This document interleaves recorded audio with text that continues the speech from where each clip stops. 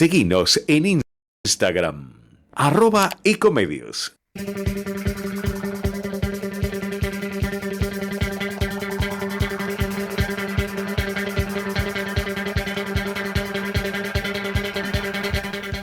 Bienvenidos, bienvenidas. Aquí comienza una nueva emisión de este Rosca y Casta. Y como siempre, este programa es, pero con una dinámica increíble. Por eso voy a hacer una apertura muy chiquitita. Le voy a agradecer, un placer para mí, cruzarme con la querida Guillermina Rizzo.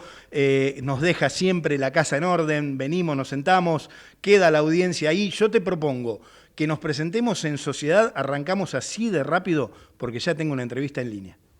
En Tigre construimos educación. Durante el verano ampliamos y renovamos escuelas en todo el distrito. Más aulas, bibliotecas y espacios de aprendizaje para que cada estudiante tenga un mejor lugar para aprender. Tigre es mi vida. Tigre, municipio. Cuando cargas Infinia es un camino de ida, porque rinde más kilómetros por litro, para que puedas llegar más lejos. Te da más potencia y limpia tu motor, para que lo sientas siempre como nuevo. Infinia con tecnología Turbo Clean. Más potencia, más autonomía, más limpieza, para andar mejor. Tenaris es sinónimo de excelencia en la producción de tubos de acero sin costura para la industria energética. Encontrá productos innovadores. Encontrá soluciones digitales para nuestros servicios. Entrá a tenaris.com. Legislatura porteña. Entérate de todo lo que estamos haciendo. Ingresá a legislatura.gov.ar para saber más. Nos une la ciudad. El Parlamento se mueve. Las novedades del Congreso llegan de la mano de esta entrevista. Y ya estoy en comunicación con Flavio Fama, senador nacional por Catamarca, Unión Cívica Radical. Senador, buenas tardes. Sergio Rosso lo saluda aquí en Ecomedios, agradeciéndole mucho su tiempo. Sabemos que tiene una reunión de bloque, no lo queríamos demorar, por eso lo presentamos así de rápido.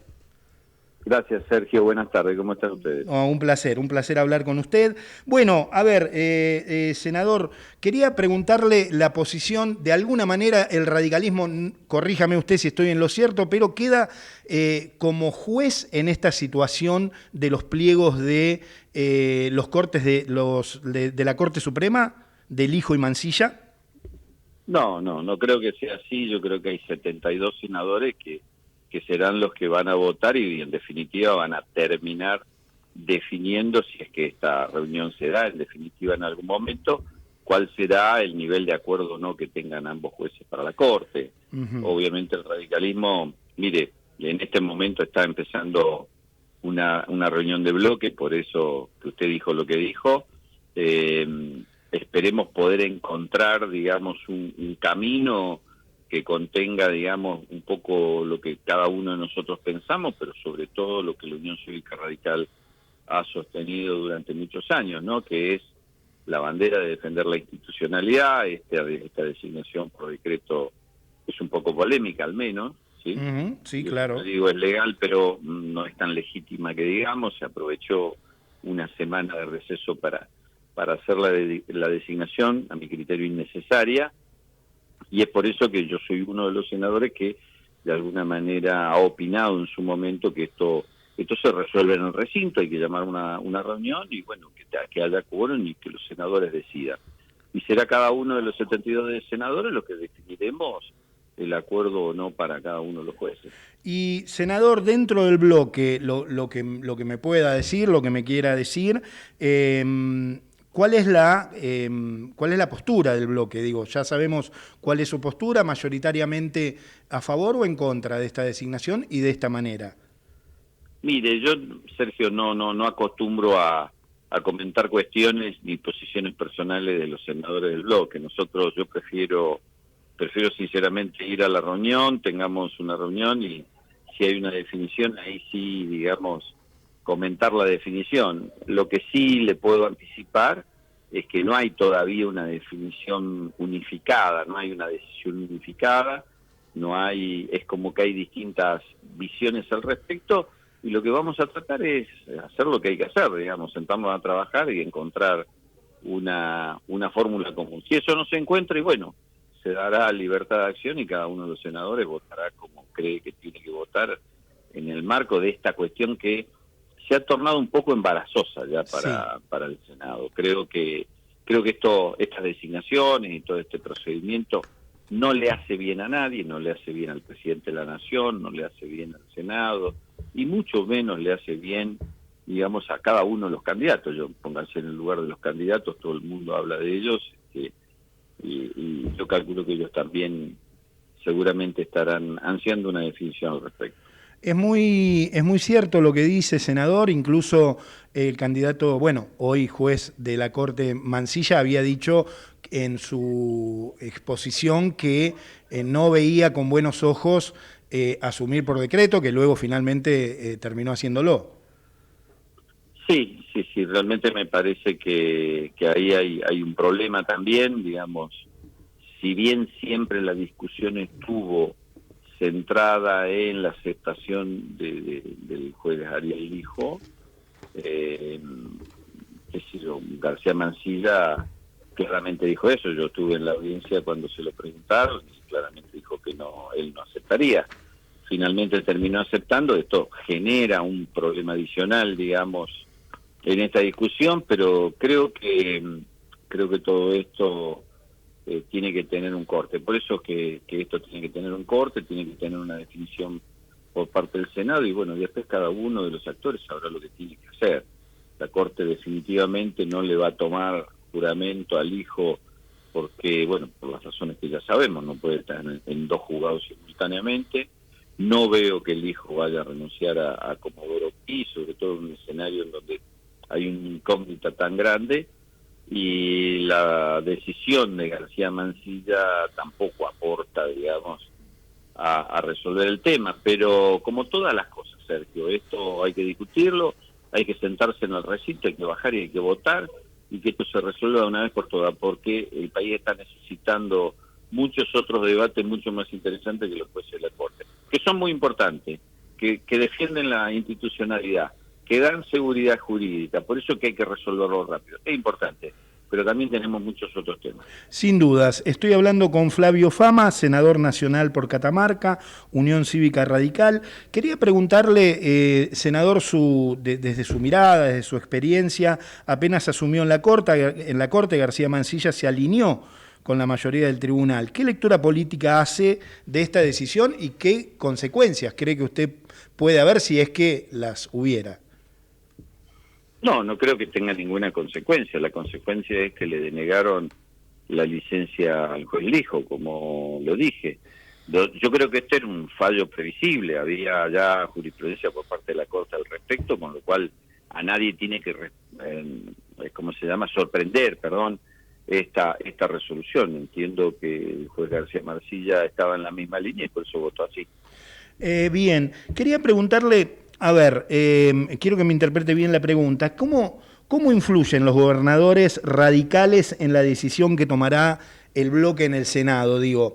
Porque también las provincias directamente se benefician o se perjudican con esta incorporación. Mire, yo creo que influyen. De hecho, lo vimos hace muy poco tiempo con la comisión investigadora, digamos. Uh-huh. Por influencia de los gobernadores hubo votos que eran de una manera y después terminaron siendo de otra. Nosotros en el bloque habíamos acordado una unanimidad el día anterior y después eso cambió. Y claramente fue por influencia de los gobernadores. Así que sí influyen. Tenemos que tener en cuenta también que esta Cámara es la Cámara de las provincias. Acá estamos representadas todas las provincias por igual y obviamente los gobernadores también tienen, a través de sus senadores, una carta, digamos, en la negociación por las votaciones en el Senado. Espero que eso no sea moneda corriente, porque si no sería el Senado de los gobernadores, no el Senado de los senadores. Así bien. Que más allá de que los senadores tallan en los temas complejos, en muchos de los temas no tienen, digamos, no ejercen ningún tipo de influencia. Senador, quería preguntarle sobre el impacto institucional de un decreto, jueces de la Corte, de alguna manera al principio, bueno, si bien ahora, como usted dice, no lo sabemos aún, pero seguramente finalmente se va a terminar tratando en el Senado, ¿qué análisis hace del aspecto institucional, cómo se maneja el gobierno de Javier Milei? Y es un problema, indudablemente esto debilita las instituciones.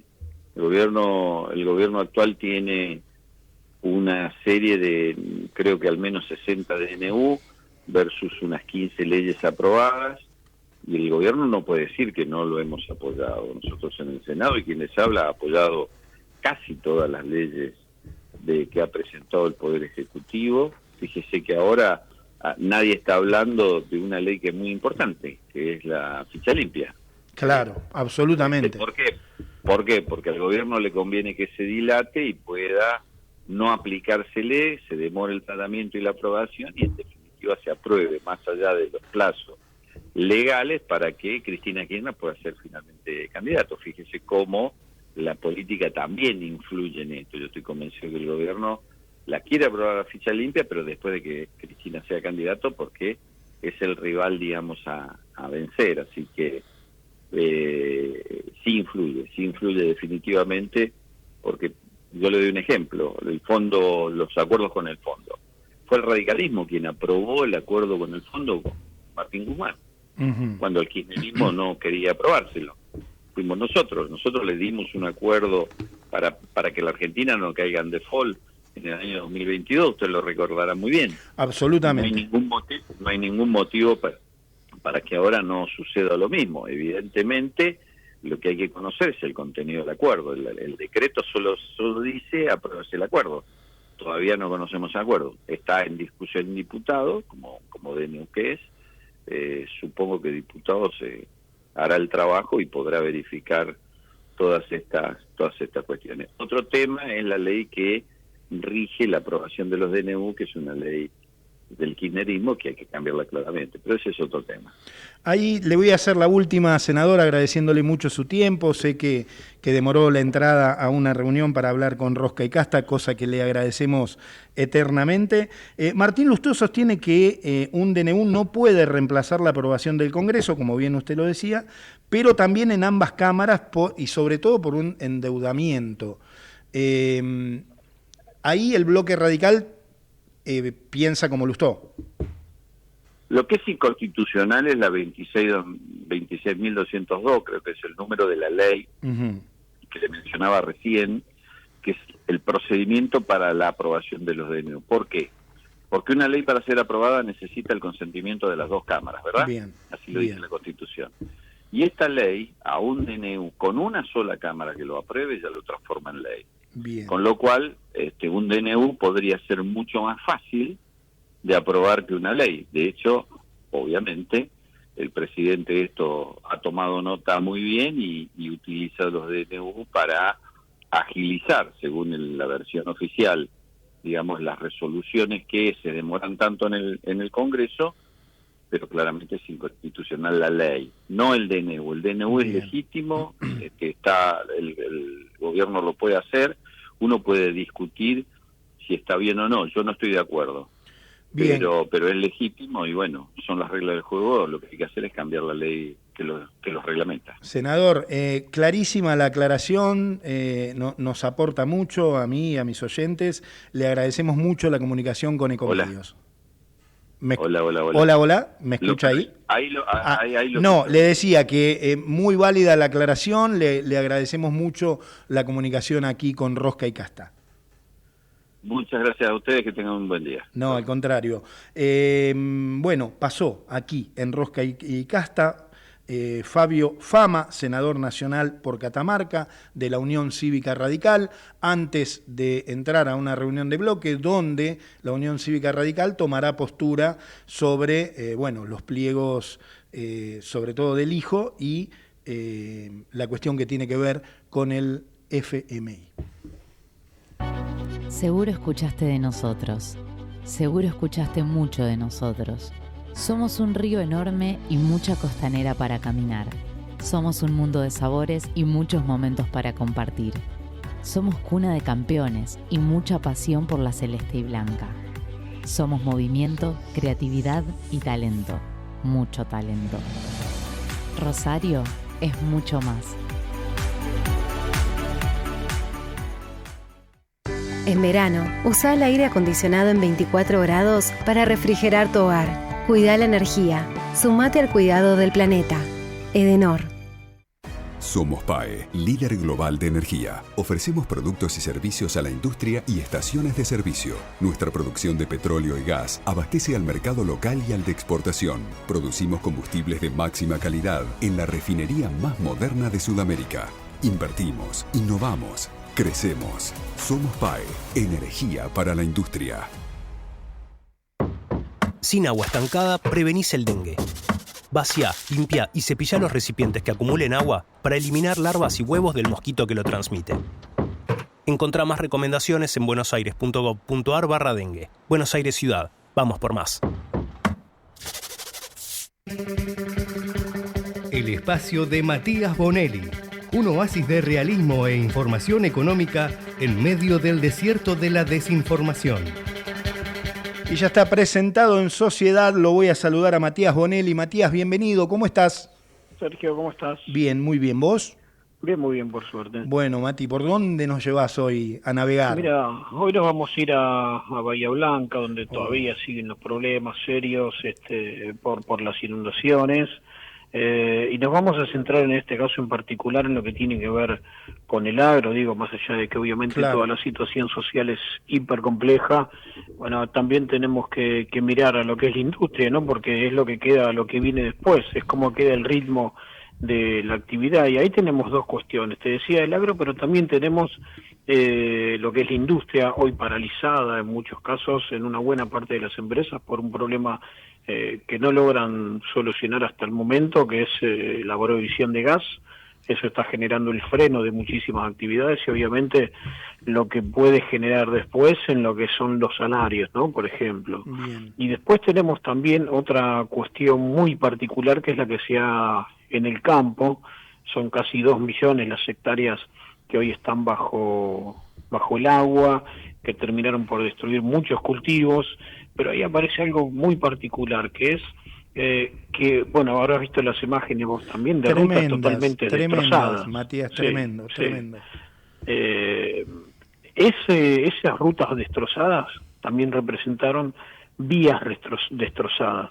Es decir, hay un tren, que es el Ferroexpress Pampeano, que es el que lleva toda la mercadería, todos los granos hacia los puertos, que después se exporta, todos los granos, soja, maíz, cebada, girasol, todo eso después se exporta y obviamente representa un ingreso de dólares a la Argentina. Bueno, ese ferroexpreso pampeano no va a poder andar y dicen que por mucho tiempo, porque las vías quedaron totalmente destruidas. En muchos tramos.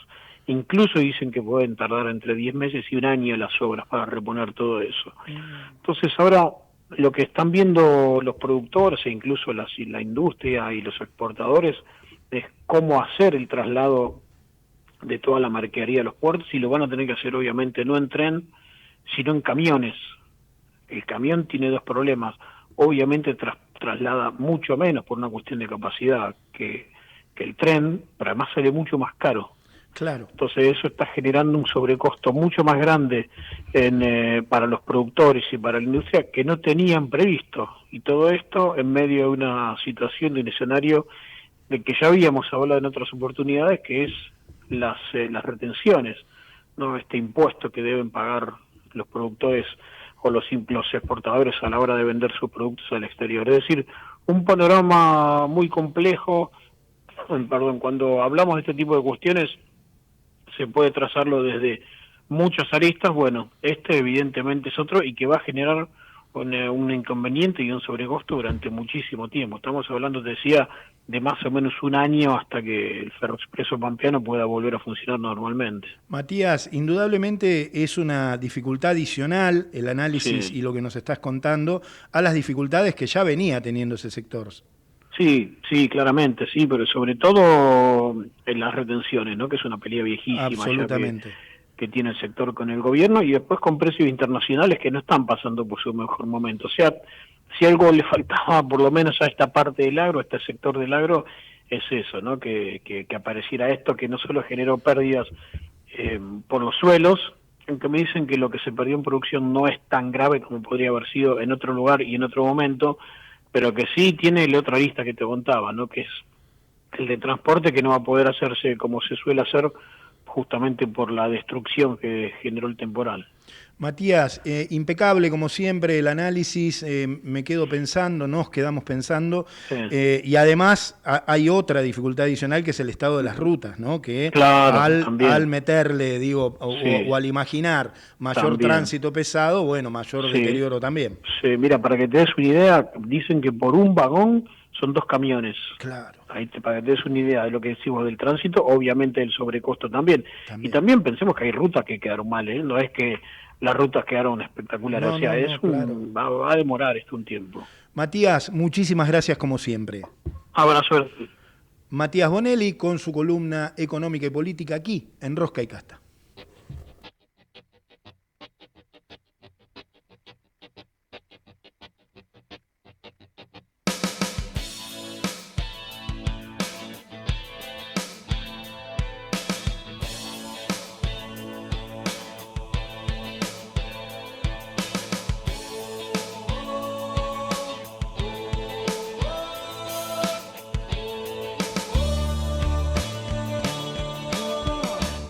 Yo quise fin y había más, yo quise más, no había fin.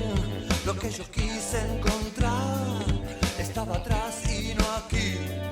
Desde las sombras no vi las sombras y no vi luz. No voy a llorar si nadie me acompaña. No voy a dejar ni un camino sin andar.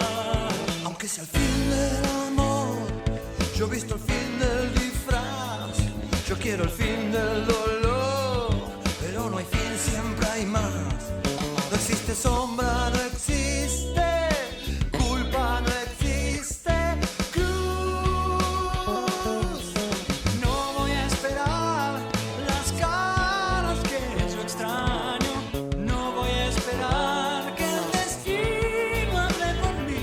Y escuchamos, suena aquí en la tarde de Ecomedios, Tu Amor, Charly García y Pedro Aznar.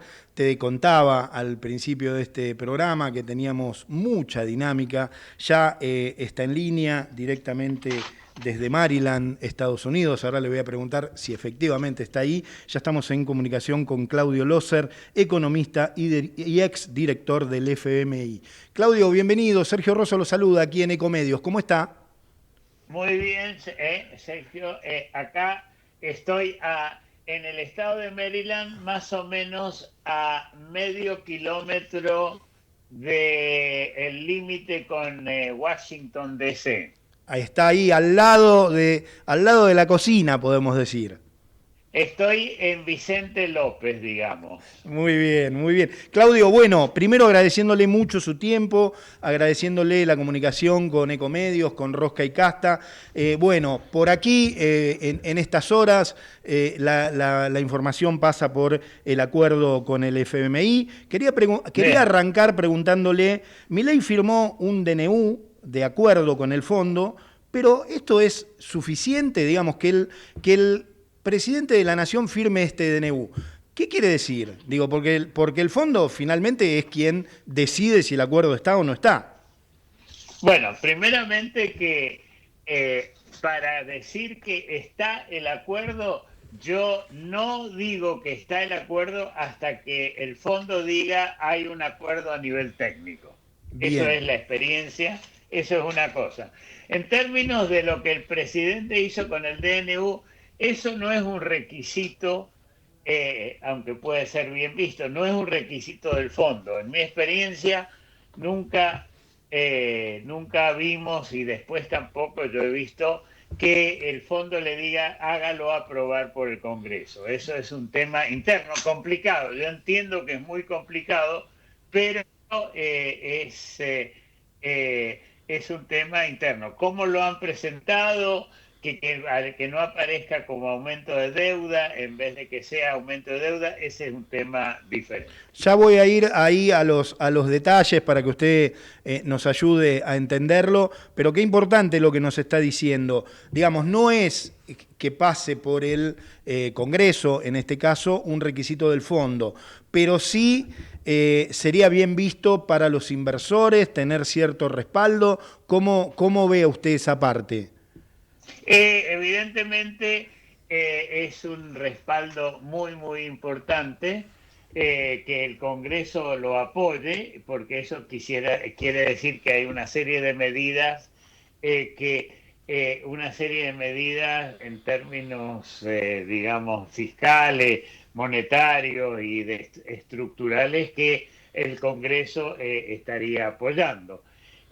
No sé cuán importante es.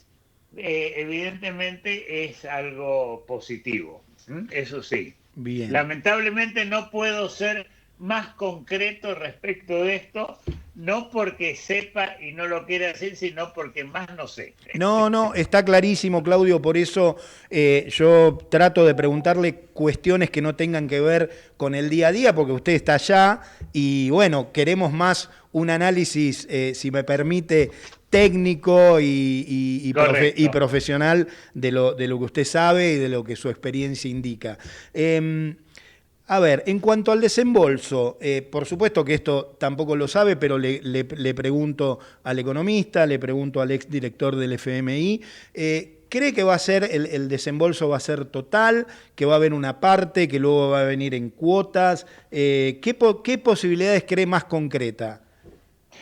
Que va a ser, y ya le explico enseguida por qué, que va a ser un acuerdo de 3 años que va a cubrir hasta el año 27 y que va a ser en cuotas. No me cabe la menor duda de que no le van a dar todo el dinero de una vez. Bien. Sería sorprendente. A lo mejor usted en 2 semanas o en 1 semana me llama y me dice, Claudio, te equivocaste feo, pero lo dudo en este caso. El fondo se quemó con darle demasiado dinero de entrada a la Argentina con Macri y la plata que le estuvo dando a Fernández. Hubo un análisis interno dentro del fondo que dijeron no podemos dar tanto así, sino que tenemos que ir dando de a poco. La cantidad es difícil de decir porque al cubrir hasta el año 27, y ya le digo por qué pienso que es así, para cubrir eso, para cubrir al año 27, entonces eso evidentemente puede ser una cantidad más grande y permitiría reestructurar algunas obligaciones que se vencen en el fines del 26 y durante el año 27. Una cosa más y paro. No, desarrolle tranquilo, Claudio, que es un placer escucharlo. El DNU dice que el plazo de gracia, si no me equivoco, no lo pude leer, pero dice que es 5 años y medio, que no se paga por 5 años y medio, ¿sí? Bien. Y eso quiere decir que los intereses se pagan desde el momento que se hace, desde que se prestó el dinero, efectivamente. Esto quiere decir de que están hablando de un acuerdo que se llama de facilidad ampliada, de 3 años de programa que se repaga, digamos, se empieza a repagar o en 4 años y medio, o 5 años y medio y se termina de pagar en 10 años y medio o 10 años que se desembolsó la plata. Así que el presidente al decir eso ya está diciendo es de 3 años y evidentemente vamos a ir recibiendo plata año por año. Bien, qué importante lo que nos dice. Bueno, digo, yo justamente hablaba de su experiencia, de su saber, esto de que usted cree que no va a ser un desembolso único. Aquí se estiman unos 20.000 millones de dólares, dólares más, dólares menos. ¿En qué cambia, según su mirada, o qué riesgos y beneficios tiene esa estructura para la estabilidad económica, digamos. Nosotros lo que sabemos, yo no soy economista, soy periodista, pero digo, como que el gobierno necesita esos dólares como para estabilizar de alguna manera o reencauzar el modelo económico. Eso es lo que ha dicho. Usted no será economista, pero tiene buen sentido o sentido común, bien, como quiera decirlo. Muchas gracias. Así que vamos bien. Muchas gracias. Bueno, le digo que 3 años lo que le da es un certificado de buena conducta y un control, no un control malvado, pero un seguimiento por 3 años. O sea, si fuera solo hasta las elecciones no sabemos lo que podría pasar después.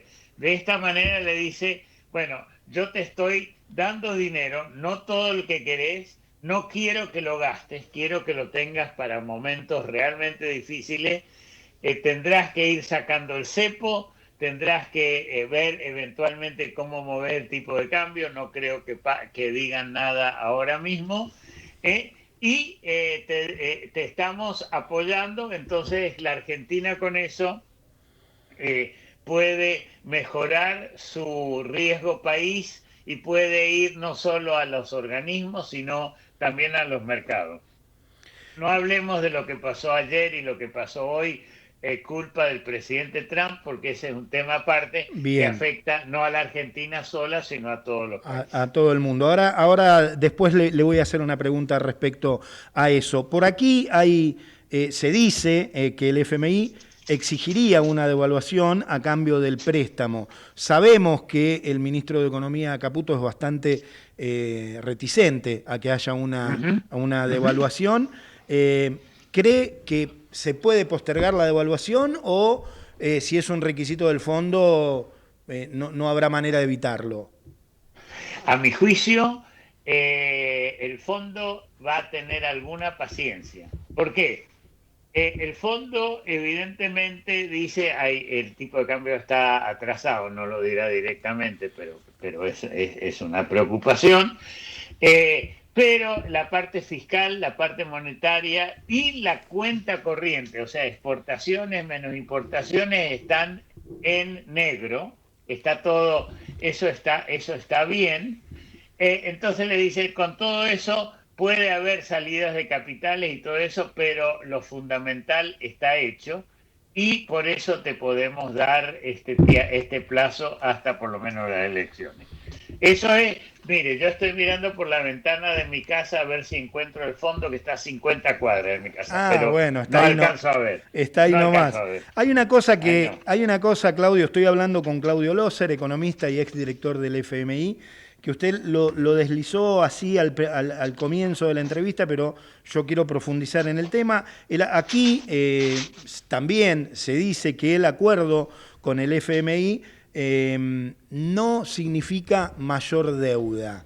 ¿Qué tenemos que saber, qué tenemos que entender de eso? Mi respuesta es que en el momento que se desembolse es más deuda. ¿Ok? Bien. ¿Por qué? Y para mí no hay duda, desde un punto de vista financiero y desde un punto de vista contable del gobierno, ¿sí? Perdón que entre en eso, tengo que decir que a pesar de que soy economista, tengo mi título de contador público de la Universidad Nacional de Cuyo, así que de eso también entiendo. Sí, pero claramente que sí. Bueno, el tema es el siguiente. Para el gobierno dice, yo le debo al Banco Central, yo recibo una deuda del fondo, le pago al Banco Central, no me pasa nada. Y desde un punto de vista muy, digamos, legalista de la ley, sí, el gobierno no aumentó su deuda. Pero el Banco Central y el gobierno son una sola cosa, desde un punto de vista analítico. Sí, yo le reduzco, es verdad, yo le reduzco la deuda al Banco Central. El Banco Central, si lo meto junto con el gobierno, sí desaparece la deuda, desaparece el activo, no pasa nada. Evidentemente, desde un punto de vista neto, sí aumenta la deuda, se reciben los dólares, mientras no se gasten, no pasa nada. En el momento que empiecen a gastarse esos dólares, la deuda real empieza a aumentar. Bien. Y Claudio, ¿cómo ve, la capacidad del Banco Central para acumular reservas en corto plazo? Usted lo manifestaba que seguramente puede llegar a ser uno de los requisitos o los requerimientos con este esquema financiero. Digo, ¿podemos imaginar un escenario donde el Banco Central pueda tener mayores reservas? Jugando un poco, uso la palabra jugando muy en general, pero jugando con la tasa de interés y con una situación, como dije, de exportaciones e importaciones razonable, esto puede manejarse. Si hay idas y vueltas del gobierno y cosas por el estilo, entonces ya ahí se complica porque la gente va a decir no me importa, es verdad que no hay muchos pesos, pero los trato de convertir en dólares. Está todo el tema complicado de los dividendos de las empresas extranjeras que no han remitido. Eso también, ¿cómo lo van a arreglar? No he pensado exactamente, pero yo creo que se puede manejar, pero tienen que manejarlo con mucho cuidado. Estoy hablando con Claudio Loser, economista, voy a agregar contador público y exdirector del FMI. Claudio, agradeciéndole mucho su tiempo, pero no quiero no preguntarle su mirada sobre la guerra comercial. Trump duplica al 50% los aranceles del acero y el aluminio. ¿Qué implica esto para el mundo y para la región? Bueno, acá quiero ser respetuoso con el presidente Trump, pero pienso que está totalmente equivocado. La mayoría de los economistas consideramos eso. Es una falta de responsabilidad de la economía más grande del mundo y es una falta de conocimiento de cómo funciona, especialmente en un mundo tan integrado como ahora.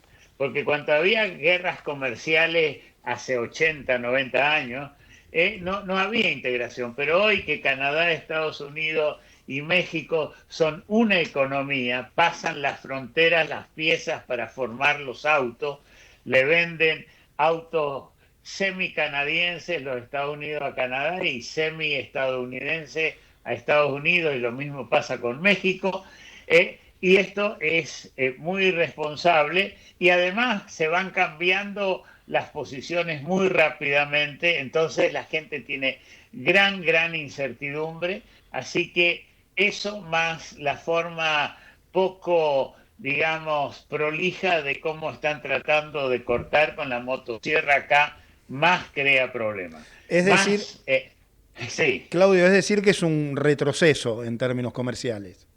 Absolutamente, y el impacto sobre el mundo puede ser muy grave. Si hay una recesión acá, que se está hablando y por eso el mercado se fue abajo, le va a pegar a todo el mundo, los precios internacionales van a caer y le va a pegar a la Argentina por ese lado y por el hecho de que el sector financiero va a estar más frágil. Claudio, la última, y en serio le agradezco mucho su tiempo. ¿Cómo ve la posibilidad de un tratado de libre comercio entre Estados Unidos y la Argentina? Lo veo, dada la química entre Milei y Trump, la veo buena, es positivo para la Argentina, pero no es una prioridad acá en Estados Unidos. Pueden trabajar en eso, pero en este momento las grandes peleas y los recursos humanos están dedicados a la guerra de Ucrania, a la guerra la guerra del Mediano Oriente, Israel, Gaza y todo eso, a peleas con China, con Canadá y con México, así que estamos, digamos, en segunda línea como prioridad. Bien, clarísimo como siempre, un enorme placer hablar con usted, Claudio. Queda pendiente el café, nada más. No, el café está bien. Ya me tomé uno a cuenta, estoy acumulando la deuda de parte de ustedes, pero Bueno. creo no le voy a cobrar intereses. Bueno, muchísimas gracias, Claudio, por la comunicación con Ecomedios. Le agradezco a usted muchísimo la forma como me ha tratado. No, al contrario, un placer enorme. Claudio Loser, economista, contador público también, ahora sabemos, y exdirector del FMI aquí, en Rosca y Casta. Vamos la radio, somos tu voz. Vamos con Eco, siempre la verdad y la mejor información. El mejor gimnasio te espera. Elegí las clases que quieras. En Unfit vamos a cuidarte. En Unfit venimos a encontrarte. Informate en ecomedios.com. Seguinos en Facebook, Ecomedios Live. Rosca y Casta, porque las leyes que vienen se deciden en las urnas. No importa quién mande, acá mandamos la posta.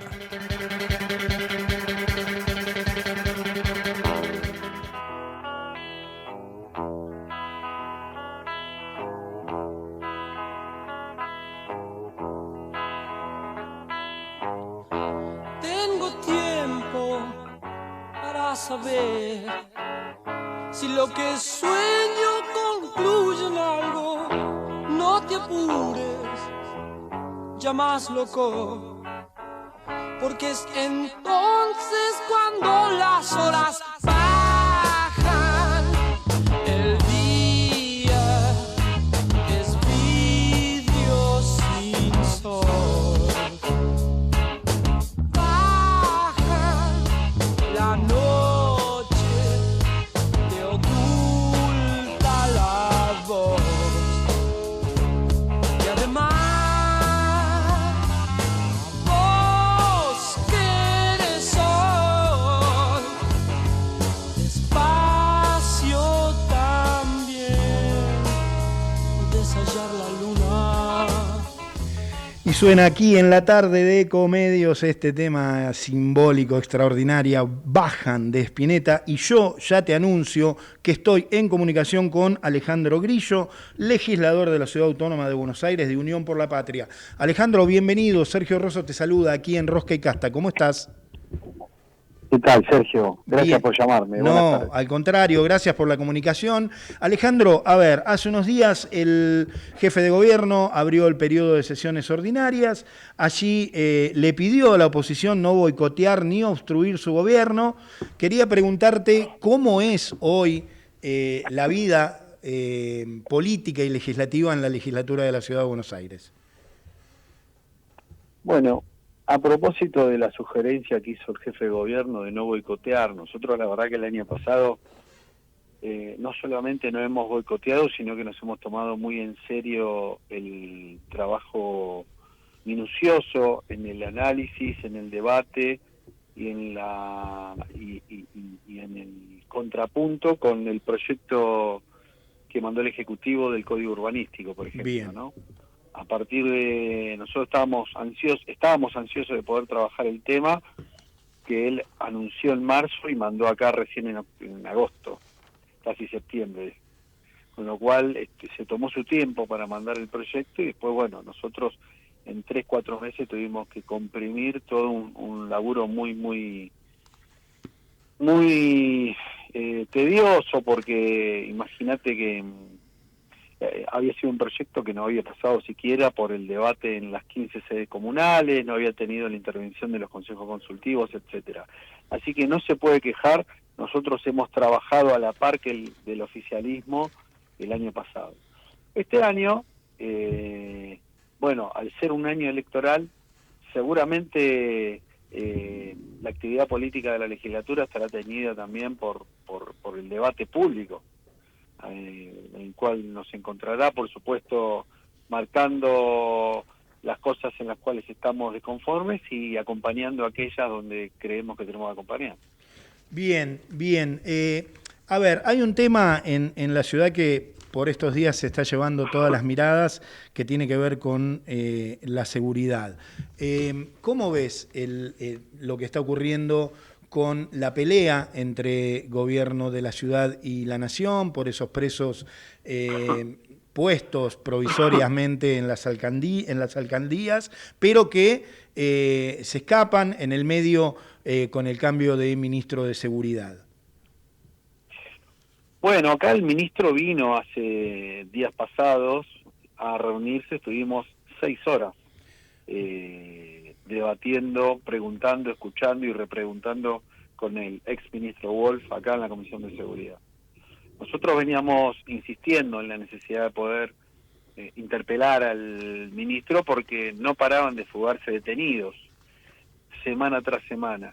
Finalmente él propuso aceptar venir a la comisión antes de que lo interpelemos, y a lo largo de toda una jornada estuvimos planteando montones de inquietudes, exigiendo respuestas, muchas de las cuales no pudo darnos solución, y en otras de las cuales estuvimos ampliamente en desacuerdo.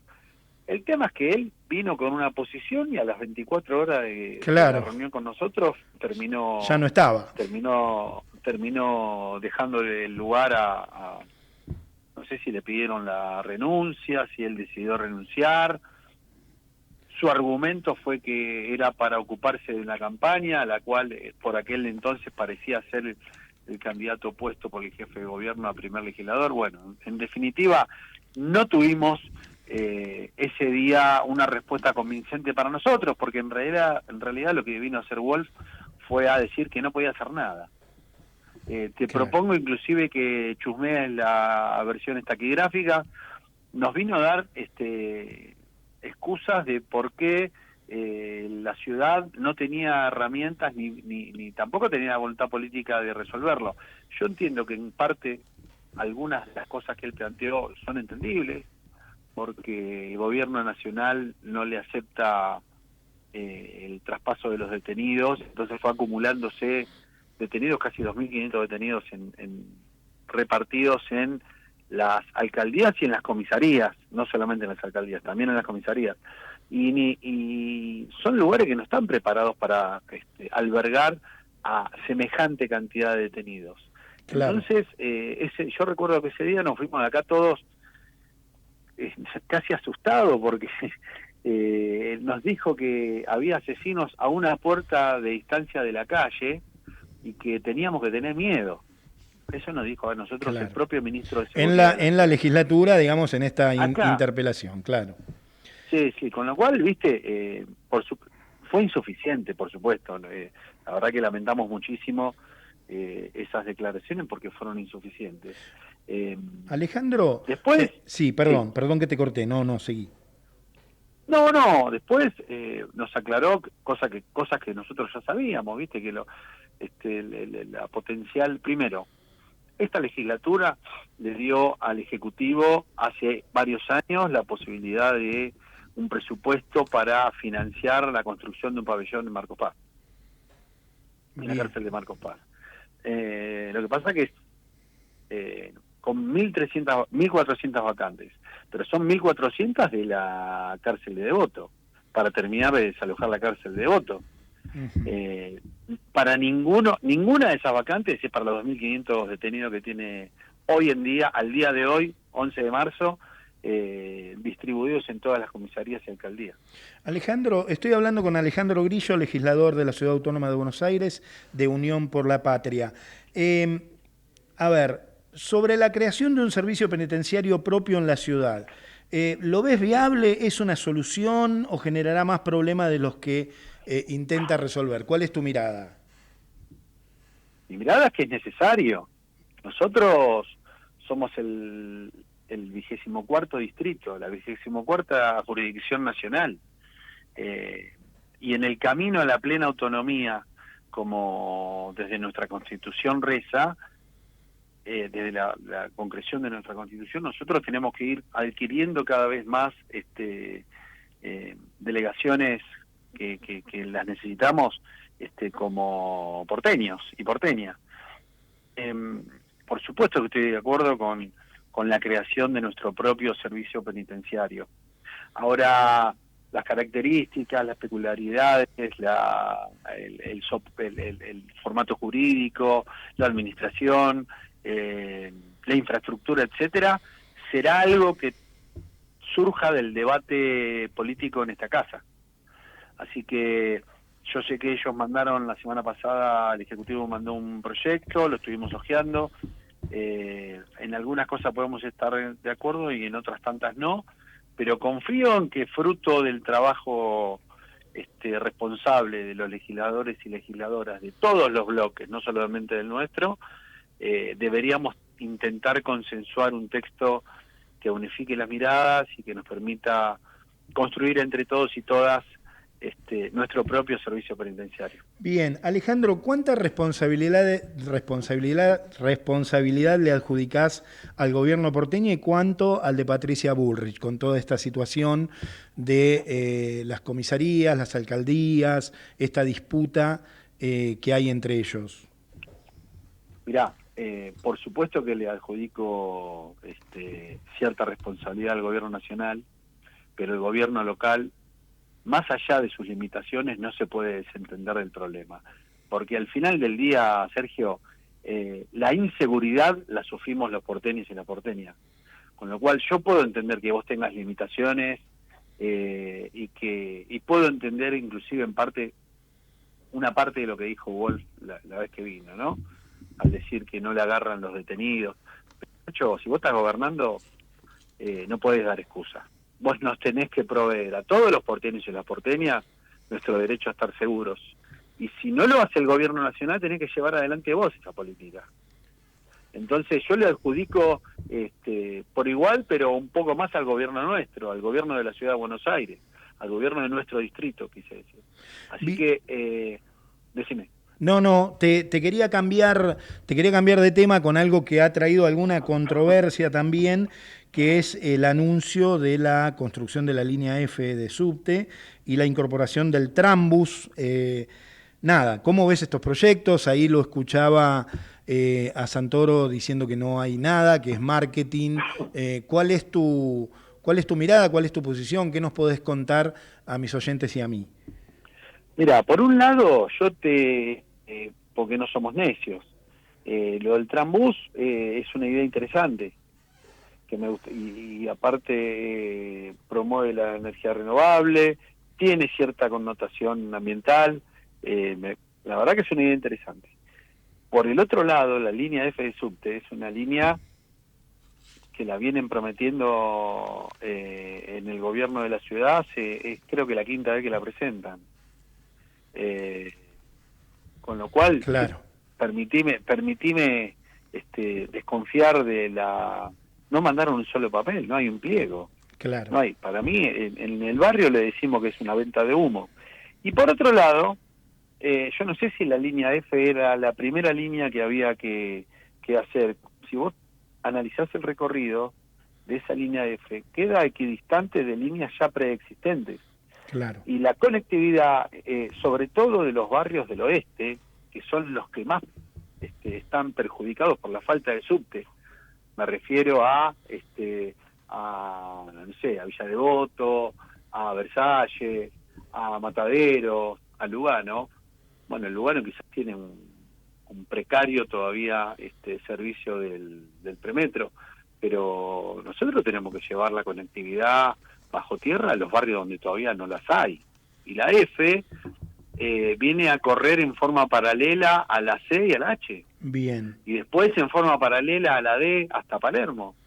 Entonces, la verdad que no yo entiendo, ellos te argumentan, no, pero con eso se descomprime, pero escúchame, ¿y los barrios que están postergados? Bien. Los barrios del oeste. Alejandro, sí. Me estoy quedando sin tiempo, pero no quiero dejar de preguntarte.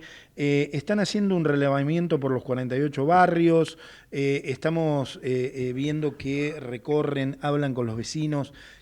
¿Con qué se encuentran, digamos? ¿Cuál es la mayor demanda que hay hoy en la ciudad de Buenos Aires y cómo se preparan ustedes como alternativa para las legislativas de este año? Mira, lo que sí, durante los últimos 4 meses del año pasado y los primeros 2 de este año, estuvimos recorriendo y tomando contacto directo con los 48 barrios, como vos bien dijiste. El mayor sentimiento es de tristeza y de abandono. Esta ciudad desde el año 2022 quedó virtualmente abandonada, porque Larreta, un año antes de dejar su mandato, se dedicó a ser candidato a presidente y abandonó la gestión de la ciudad. Vos podías objetar algún sentido filosófico y político de la orientación del gobierno de Larreta, pero no podías negar que era un tipo ocupado, por lo menos. Pero el último año de su gestión ni siquiera fue eso. Y después Jorge Macri, creo yo que subestimó nuestro distrito y creyó que era un municipio más como el que él venía gobernando en Vicente López. Y es evidente que no solamente no lo conoce, no solo lo subestimó, sino que no conoce su complejidad, no conoce cada rincón de la ciudad. Acá hay 12.500 manzanas que tiene la ciudad de Buenos Aires y son realidades completamente diversas. Nuestro distrito es un distrito de una envergadura mundial, es faro cultural mundial. Buenos Aires es una marca registrada en el mundo, bien. No es una ciudad más. Además de ser la capital del país y además de albergar 3.120.000 habitantes, también nosotros recibimos diariamente otro tanto. Entonces vos tenés una metrópoli de casi 7 palos.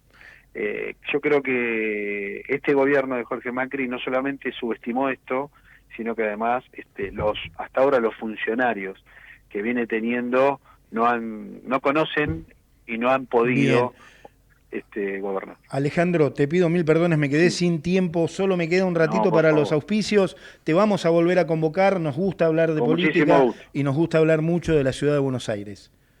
Con muchísimo gusto, a disposición para cuando gusten y gracias por llamarme. Al contrario, Alejandro Grillo, legislador de la Ciudad Autónoma de Buenos Aires, de Unión por la Patria. En Tigre construimos educación. Durante el verano ampliamos y renovamos escuelas en todo el distrito. Más aulas, bibliotecas y espacios de aprendizaje para que cada estudiante tenga un mejor lugar para aprender. Tigre es mi vida. Tigre, municipio. La energía argentina es impresionante, pero la de una pyme es inagotable. ¿Y si ahora empezamos a exportar a Zig Zig? ¿A dónde? A Zig Zig. No te voy a andar diciendo knock knock. Listo.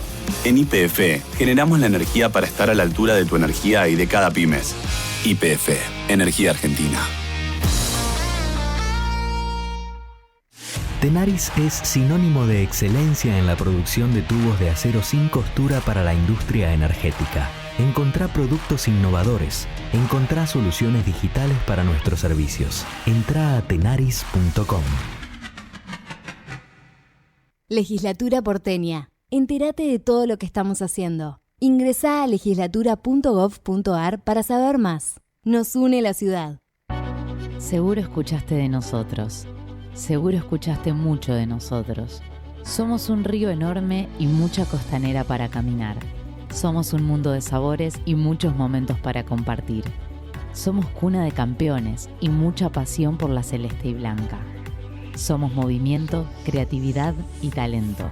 Mucho talento. Rosario es mucho más. En verano, usa el aire acondicionado en 24 grados para refrigerar tu hogar. Cuida la energía. Sumate al cuidado del planeta. Edenor. Somos PAE, líder global de energía. Ofrecemos productos y servicios a la industria y estaciones de servicio. Nuestra producción de petróleo y gas abastece al mercado local y al de exportación. Producimos combustibles de máxima calidad en la refinería más moderna de Sudamérica. Invertimos, innovamos, crecemos. Somos PAE, energía para la industria.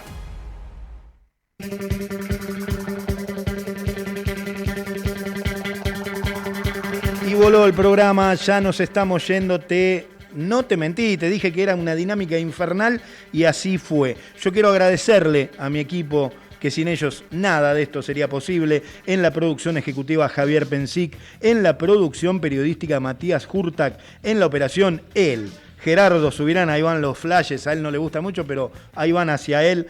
Y el querido Javier Martínez en la edición general, quien te habla, Sergio Rosso. Nosotros nos volvemos a encontrar el próximo martes aquí en Ecomedios a las 18, pero quédate en la radio. Ya llega Enrique Sebach con un Zoom sobre la economía. ¡Chau!